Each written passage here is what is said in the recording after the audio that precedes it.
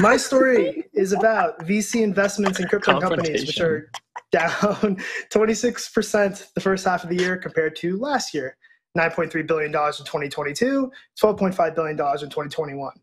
There were, however, more deals, and most of the bleed or attrition was in the first quarter, which is completely unsurprising. Look at the year-to-date chart for anything in Q1. It was just bad, right? Of course, and funds still have capital to deploy. Andreessen Horowitz raised $4.5 billion in May. People are still giving multi-coin money for some reason. I'm sure Bang Crypto Cap still has dry powder. Even Christie's, yes, Christie's, the auction house, is getting in on the crypto VC game by investing in Layer Zero, which CoinDesk alum Andrew Thurman hilariously said on Twitter, and I'm quoting this, "The STG pump and dump was art." So it makes sense. Anyway, some will say crypto VC is dead, but I'm going to inject my cynicism in a way that will sound somehow optimistic. And this might change given we're finally creeping out of the world of cheap credit. But the VCs, even the good ones, are beholden to their LPs who give them money. And the LPs of these funds are going to want to catch on to the crypto hype again, not because they've made a ton of money already, but they haven't yet, right? There are more people out there who haven't made money in crypto than there are who have. So there are always going to be new dollars that the VCs can raise to invest in all of this. So the grift will not stop, but it might if debt gets super expensive and we all go back to 60-40 portfolios. But I saw Will's hand go on up, so I want to hear what you have to say. I like that little knock on multi-coin. We'll see if they come back for you. We'll come back for you on Twitter, I'm sure. They're richer than me, it's interesting. It's interesting to see these numbers, right? And it's totally expected. So the first half of last year, 2021, we saw $12.5 billion invested in VCs rounds attributed with crypto. We saw about $9.6 billion for the first half of this year, 2022. Decent decrease, around 25%. Why is that? Well, it's pretty easy to look at it. Sentiment is down. And why is sentiment down? Well, the Fed is pushing up interest rates. We just talked about that a second ago, and I will keep talking about it. In a week, we'll talk about it some more. In a month, I'm sure we'll still be talking about interest rates, because that's all that matters for these money markets, right? The only reason you're going to buy something is because in the future, you think it's going to make you more money or more happy. And right now, the cost of spending money is only going up. So you're probably going to hold on to your money and make a choice with it that's a little bit better, a little wiser decision. And so people are going to drop their NFTs, they're going to drop their Bitcoin, they're going to pick up something else. And that includes with VCs. They're not going to invest money in something right now that probably is not going to make them more money in the future. And they'd rather wait and hold and see what happens with this macro picture. To me, this is not surprising at all. I do like getting these data summaries at the end of a period though, right? It sort of helps you understand that it's not just emotions at play, that it's actually like a general market phenomenon. Wendy, I'll throw it up to you for your take.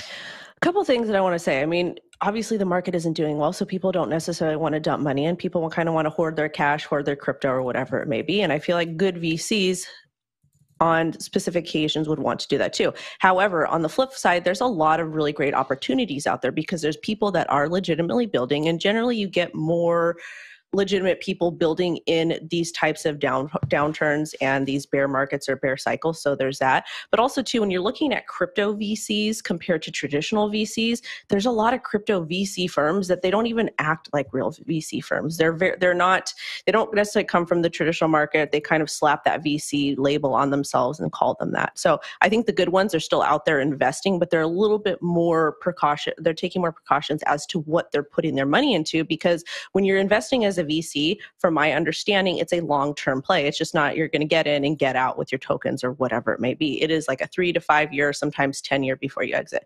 Go ahead, Will. Yeah, this is a super interesting thing. I'm glad you brought this up, Wendy. Right now, because prices are so depressed, there is an argument that you can get in with where VCs were able to get in a few years ago. And of course, you're taking some risk there because a lot of these projects never see the light of day again. Most projects from a bull market to a bear market rather, they drop like 90% and then go down another 90%. And that token never matters ever again. It's very rare that you see a token make it through 2 bull markets successfully. That's probably the most interesting thing about Ethereum is it's actually done quite well through 2 distinct bull markets, 2017 and now 2020, 2021. All these other projects, we'll never talk about them again. But the projects that do well, you're able to purchase them right now for prices that VCs basically got in at. And if you're able to get a decent, nice, like sized bag, then you're doing pretty well. You can see this with Coinbase, right? It's public. Most people can purchase it at some point in their life, able to buy it on a traditional broker of some sort.